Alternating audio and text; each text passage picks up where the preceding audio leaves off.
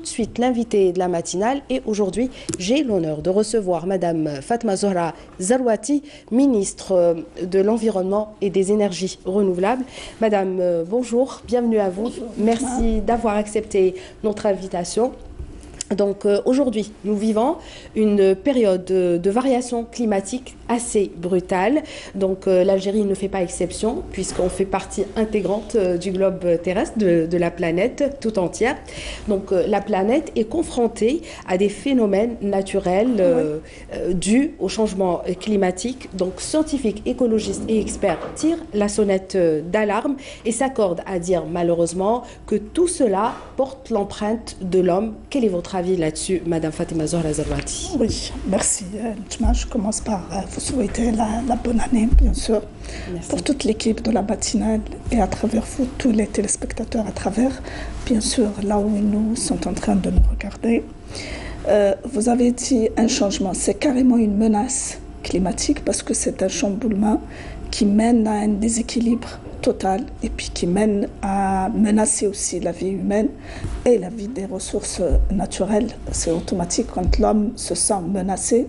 C'est là où c'est l'homme qui est déjà le facteur qui a mené à ce genre de changement climatique, à savoir, bien sûr, il court toujours après l'industrialisation, après, bien sûr, avoir plus de confort, avoir plus de vie paisible et tout ça, c'est au détriment des ressources naturelles, au détriment, bien sûr, d'un équilibre planétaire et d'un équilibre des écosystèmes. Maintenant, on s'inscrit totalement, pas uniquement l'Algérie, mais le monde entier, maintenant, il est conscient. Et à travers, bien sûr, ce qui a été, heureusement que le monde s'est unifié lors de la COP 21, c'est l'accord de Paris que l'Algérie a ratifié. Elle était parmi les premiers pays à ratifier.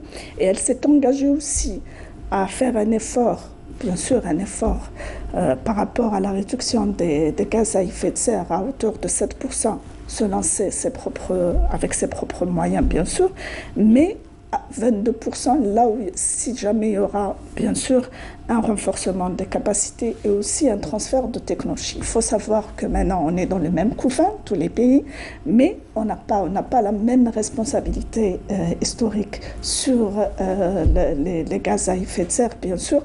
Nous, on n'est pas de grands pollueurs. L'Afrique, en général, bien sûr. Et vous savez, nous, au contraire, on veut préserver notre droit au développement, parce qu'on ne peut pas quand même le faire au détriment de nos générations futures par rapport à nos jeunes. Nous aussi, nous aspirons une technologie meilleure, bien sûr propre, mais tout en faisant cet effort, c'est là où il y a plusieurs stratégies, pas une seule, qui concerne plusieurs domaines qui ont été, bien sûr, l'Algérie a commencé par vraiment renforcer ses infrastructures en matière d'environnement à partir des années 2000. Il y a eu un très grand investissement. Maintenant, on est passé carrément à des stratégies, bien sûr, à horizon 2030 et 2035 et même 2050. Très bien.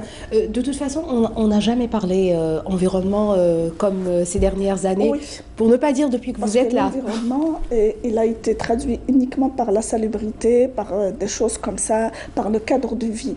Mais réellement, l'environnement, c'est la sécurité alimentaire, c'est la sécurité de la vie, c'est aussi la santé. C'est la vie tout entière de tous les citoyens, de tous les habitants du monde entier. Tout à fait. En tout cas, l'année 2018 a été marquée justement dans le cadre de cette stratégie nationale par le lancement de différents et de plusieurs chantiers. Mais le plus important, on va le dire, c'était le prix du président de la ville, du président de la République, Abdelaziz Bouteflika, de la ville verte. Donc Sétif, la capitale des Hauts-Plateaux, l'emporte comme à chaque année, donc comme à chaque fois. Le but étant d'inculquer une culture environnementale, améliorer le cadre de vie des citoyens, mais permettre aussi la réhabilitation des espaces verts. Qu'est-ce qu'on peut en savoir encore plus, Madame Zarouati? Oui. Pour le prix, carrément, pour moi, c'est notre fierté. Parce que notre mission, la première mission, c'est aussi la sensibilisation. Et la sensibilisation à travers plusieurs façons. Le prix du président de la République, bien sûr, il y a une loi, c'est 2007 qui a instauré ce prix.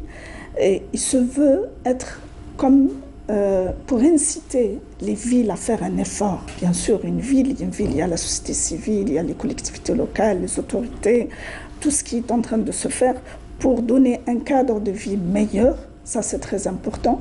Et il était sur la base de critères. Maintenant, il y avait une commission, il y avait un cahier de charge, il y a un travail qui a été fait auprès de toutes les wilayas. Il y avait même les commissions locales pour impliquer tous les concernés au niveau des villes. C'est vrai, c'est venu, et puis c'était un défi, un grand défi.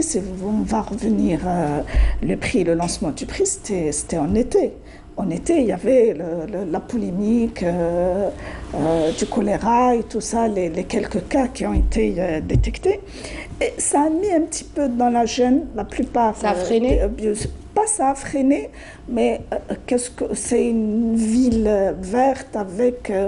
ça n'a pas empêché, bien sûr, les wilayas de faire un effort. C'était par rapport aussi à l'amélioration des espaces verts, la création de ces espaces, la classification de ces jardins, parce que c'est un indicateur de ville verte.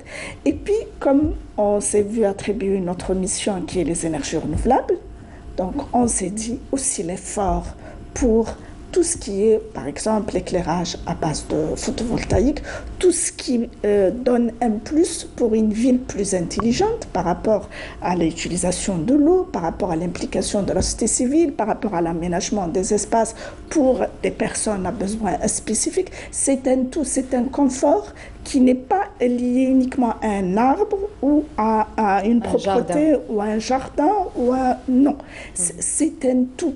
C'est quand vous voyez, vous avez tous les éléments qui vous permettent d'être vraiment très à l'aise, que vous ayez un enfant handicapé, que vous êtes une personne qui peut être dans un jardin ou que vous ayez, je ne sais pas, le soir bien éclairé. C'est-à-dire on peut comprendre qu'il y a eu différents critères de sélection. Oui, et puis il y avait tous les secteurs qui étaient impliqués, en plus des experts, bien sûr, des aménagistes et des paysagistes et tout ça, en plus de la société civile. Donc c'était vraiment très objectif selon des critères. C'est vrai, on a dû apporter un plus pour pouvoir aussi permettre à beaucoup de wilayas d'y participer. Parce que quand on dit ville verte, tout le monde se dit ville verte, c'est espace vert. Non, c'est pas espace vert. C'est tout ce qui donne allusion à un effort qui fait pour la préservation de la nature, avec l'environnement. Voilà, c'est ça. C'est qui ne touche pas l'environnement, minimum d'impact négatif sur l'environnement.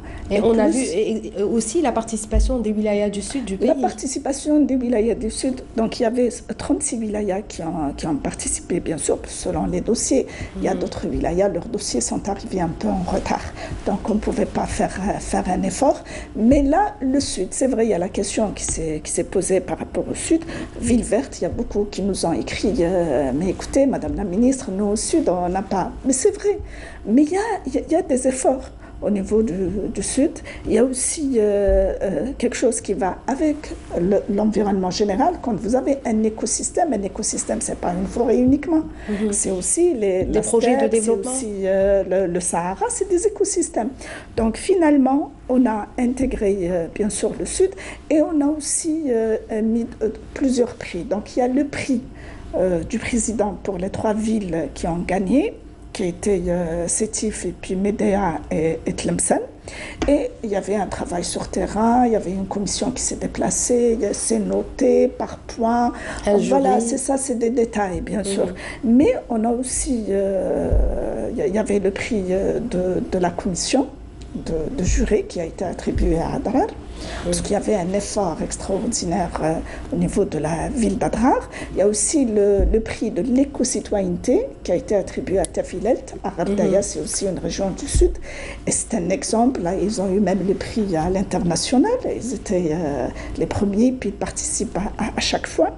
Et on s'est vu aussi attribuer des prix à des chercheurs. Donc, il y avait un qui était sur les changements climatiques, et le deuxième qui était un jeune de wilaya du Sud qui a fait une invention d'une voiture électrique. Et un troisième, c'est un chercheur, bien sûr, c'est une dame sur les énergies renouvelables. Et ça ne peut qu'encourager, c'est toute une symbolique. c'est pour booster. Et puis, il y aura la deuxième édition, bien sûr. Il y a des wilayas. À partir d'aujourd'hui, on a dit qu'il ne va pas y avoir uniquement le prix national, mais les wilayas doivent se préparer par rapport à un prix de wilaya. Donc, déjà, au niveau local. Compétition au niveau local. Comme ça, il va y avoir un travail. Tout ça pour arriver à améliorer le cadre de vie, pour apporter quelque chose et pour impliquer tout le monde, parce que c'est ça, tout le monde. Parce que la société civile étant le maillon fort de toute la chaîne. La société civile doit jouer son rôle pleinement.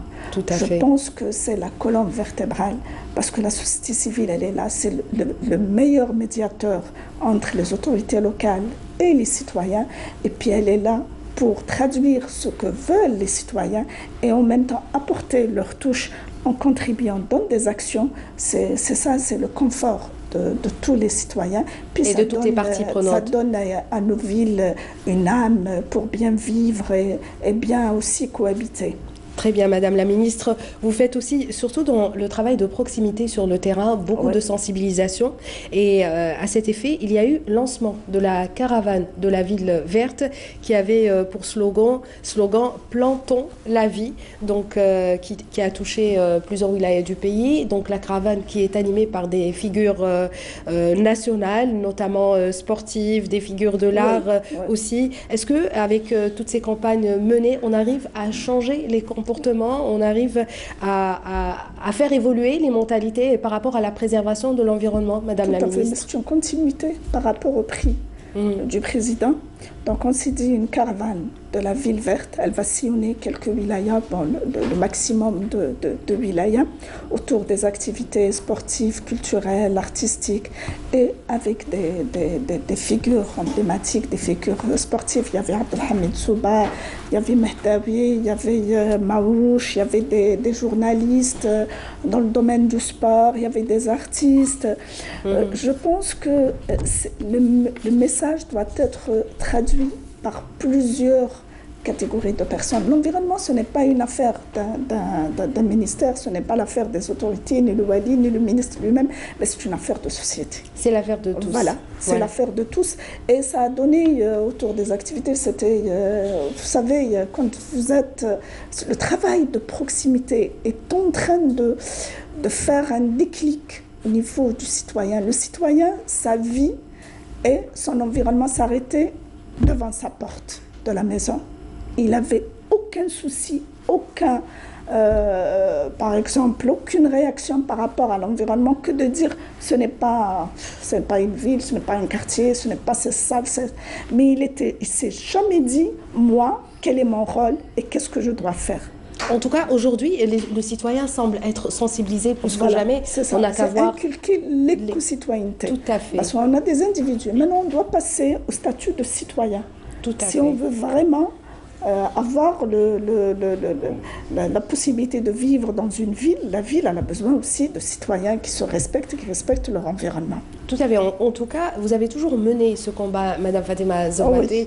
On rappelle, à titre de rappel, vous avez mené l'année 2006, vous avez lancé... Avec la réconciliation nationale. Tout à fait. Donc c'était la caravane verte aussi à travers plusieurs wilayas du pays. Vous avez fait... 22 wilayas avec des chercheurs, avec des étudiants.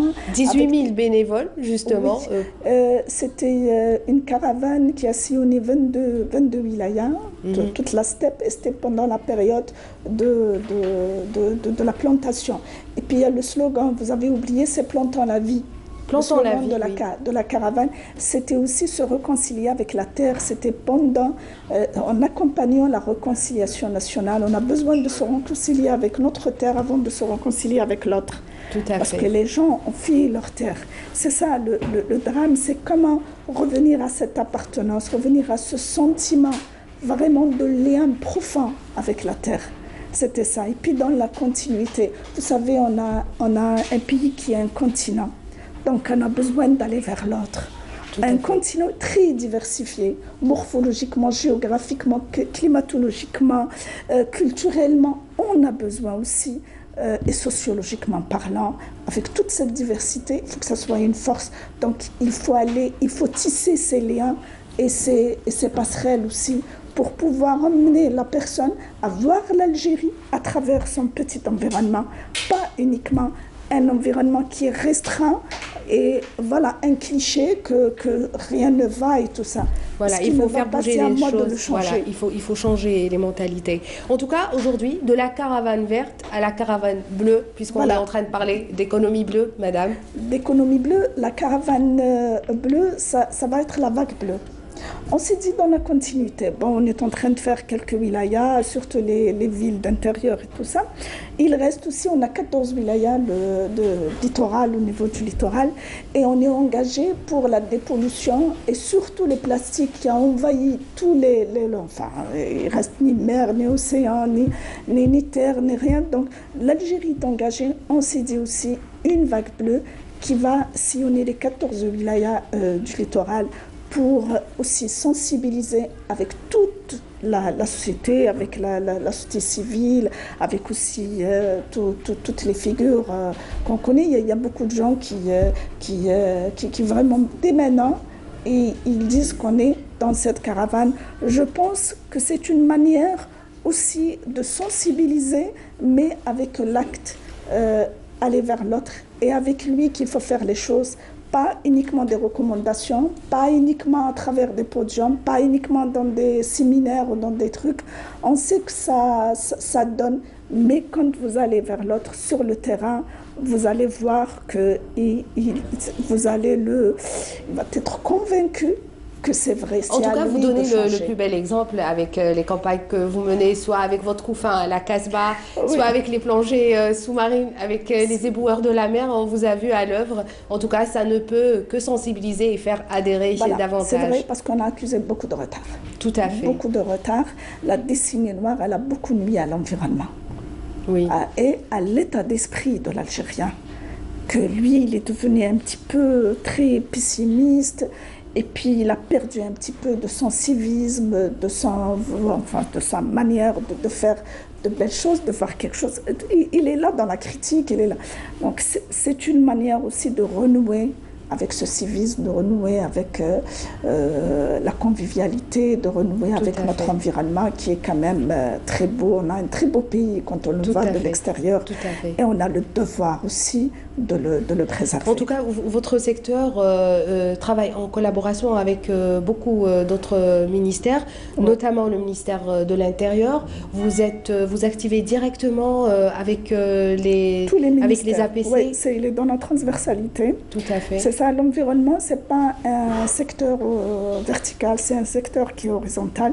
Donc on se trouve dans tous les secteurs, y compris l'intérieur, l'agriculture, bien sûr, à travers les forêts, l'habitat, l'énergie, l'industrie, tous les secteurs sans exception. C'est l'environnement d'une manière générale. Maintenant, la stratégie est en train de se faire avec une feuille de route bien détaillée, un travail maintenant qui est en train de se faire bien tracé avec tous les secteurs, avec un nombre d'actions bien limité, parce que vous voyez, l'environnement, ce n'est pas, même si vous avez un truc très ambitieux, mais il faut aussi passer à l'action. Là, avec les autres secteurs, ce qui a remédié, on est en plein dedans. Ce qui a protégé, il faut le faire parce que protéger coûte moins cher que de remédier, c'est 3 fois moins cher. Sinon, quand on va vers la remédiation, c'est encore plus cher par rapport à la protection. Et on se projette par rapport à un avenir, par rapport à l'industrialisation, la transition vers une production, bien sûr, plus propre, une consommation aussi qui est durable, et une éco-citoyenneté qui est bien intégrée par rapport à ce modèle qui est le nouveau modèle économique de l'Algérie. Et quel est votre plan d'action pour l'année 2019, Madame 2019, on a déjà commencé par la première des choses, il va y avoir les assises nationales. C'est la première fois que le secteur organise les assises nationales sur l'économie verte. Donc l'économie verte, c'est la nouvelle vision économique de l'Algérie où l'environnement est un segment très important qui peut vraiment apporter hors hydrocarbures. Ça, c'est très important.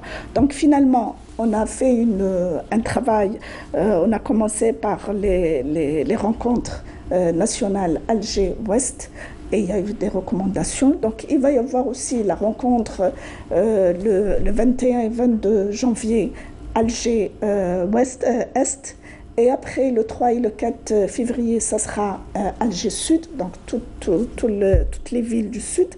Et la fin février, le 26 février, ça sera les assises nationales, où il va y avoir tous les partenaires. Donc il va y avoir des recommandations, pas uniquement des recommandations, mais une feuille de route réelle qui va être qui doit se concrétiser. Tout le monde est impliqué, et les opérateurs économiques, et les instruments d'aide et de financement et tout ça pour la jeunesse et pour l'entrepreneuriat et tout ça, et la société civile et tous les secteurs sans exception, et aussi pour améliorer tout ce qui est l'aspect réglementaire.